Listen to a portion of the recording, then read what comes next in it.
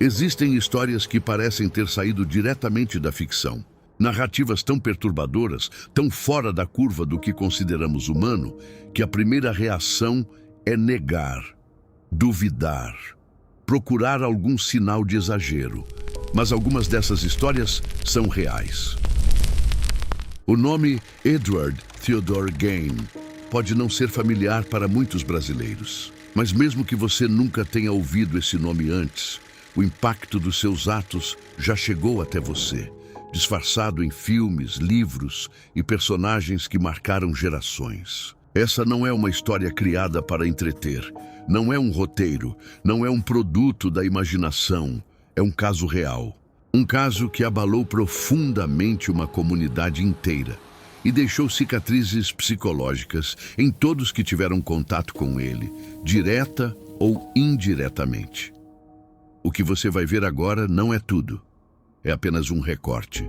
Um fragmento de algo muito maior, muito mais perturbador e difícil de compreender. Como se conta a história de alguém assim? Existe sempre a tentação de tentar entender, de mergulhar na mente do agressor, de procurar explicações, de humanizar aquilo que parece desumano. Mas nem toda escuridão deve ser observada de perto. Algumas coisas não foram feitas para serem compreendidas, apenas reconhecidas. Edward Gain não foi apenas um homem perturbado. Ele ultrapassou limites que a maioria das pessoas sequer consegue imaginar. Destruiu vidas, violou memórias e transformou o horror em algo concreto, físico, impossível de ignorar. Por isso, essa história não será contada pelos olhos dele. Nós vamos acompanhar essa trajetória pelo ponto de vista de quem esteve do outro lado, de quem investigou, de quem entrou naquele lugar, de quem viu com os próprios olhos aquilo que ninguém deveria ver. E para entender como tudo isso começou, precisamos voltar no tempo, muito antes dos crimes, muito antes do horror ganhar forma.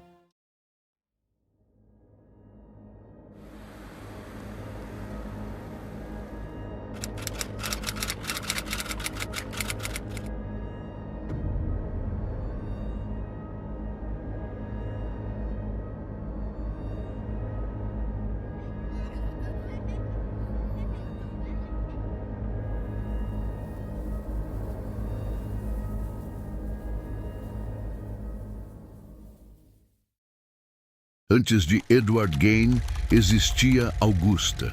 Nascida no final do século XIX, filha de imigrantes profundamente religiosos, Augusta cresceu em um ambiente onde o mundo não era visto como um lugar neutro, mas como um território corrompido.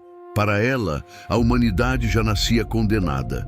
Cada pensamento era suspeito, cada desejo, um risco. Cada ação, uma possível porta para o inferno. Não existia leveza nessa visão. Não existia equilíbrio. Era uma crença rígida, absoluta e sufocante. E quando alguém cresce dentro de uma realidade assim, isso não molda apenas opiniões. Isso molda comportamentos, relações e principalmente a forma de enxergar o próprio ser humano.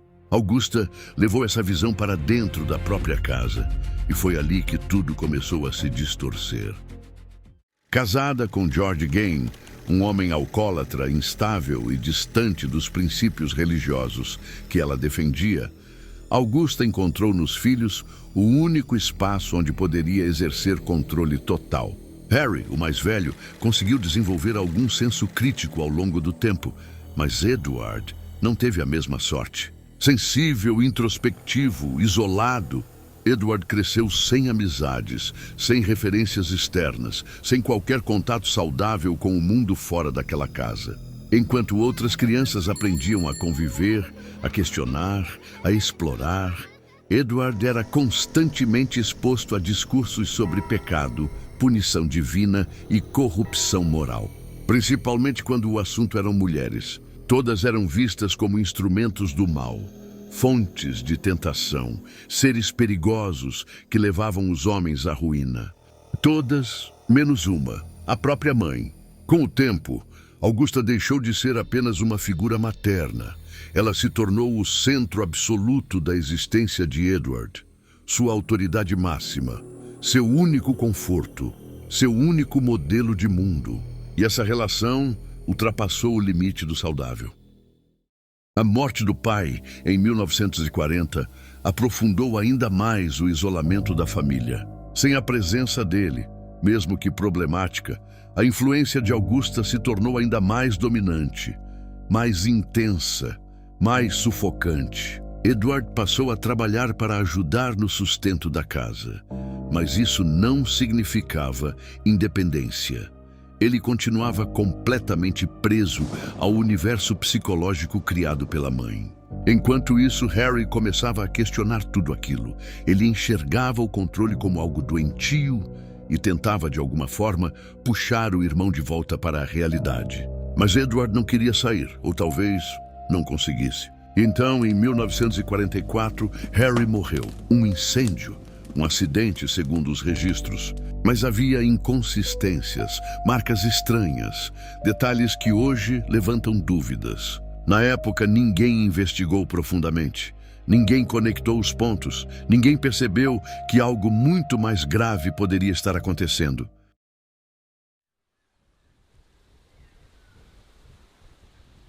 Quando Augusta morreu, em 1945, Edward ficou completamente sozinho no mundo, sem a única pessoa que dava sentido à sua existência, sem a única voz que guiava suas ações, sem o único vínculo emocional que ele conhecia.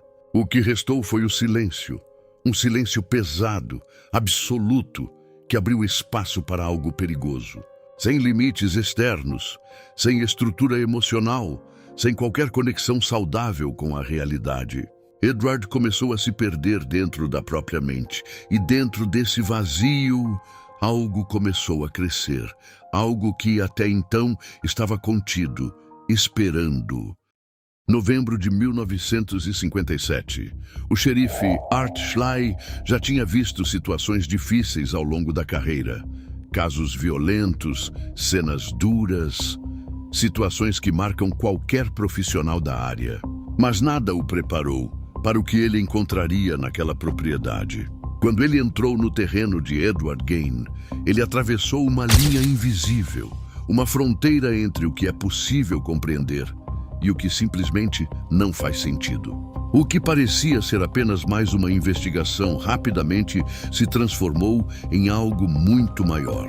Corpos mutilados, restos humanos espalhados, objetos feitos com partes de pessoas. Aquela casa não era um lar. Era um cenário de horror absoluto, um lugar onde a lógica humana deixava de existir. Durante o interrogatório, após ouvir a confissão, algo quebrou dentro do xerife. Ele perdeu o controle, ignorou o distintivo, ignorou o juramento, ignorou as regras que deveriam guiá-lo. Às vezes, o horror ultrapassa o limite do que um ser humano consegue suportar. E quando isso acontece, até quem deveria manter o controle pode falhar. Com o avanço das investigações, algo ainda mais perturbador veio à tona. Nem todos os restos humanos encontrados eram de vítimas assassinadas. Edward Gain violava túmulos. Ele desenterrava corpos recém-enterrados, levava essas partes para casa e utilizava tudo aquilo de forma metódica. Máscaras, roupas, objetos. Nada era aleatório. Tudo tinha um propósito. Ele estava tentando recriar algo, ou melhor, alguém, a própria mãe. Considerado mentalmente incapaz de responder por seus atos, Gain passou o resto da vida em instituições psiquiátricas. Ele morreu em 1984, mas a história não terminou ali, porque o impacto dos seus crimes ultrapassou o tempo, entrou para a cultura popular. Se transformou em referência para personagens e narrativas que até hoje fazem parte do imaginário coletivo. O terror que nasceu na vida real foi reinterpretado na ficção. E talvez isso seja uma forma de tentar compreender ou simplesmente lidar com aquilo que não tem explicação. O que cria um monstro? É o ambiente, a criação, as experiências? Ou existe algo mais profundo? Algo que já está lá desde o início?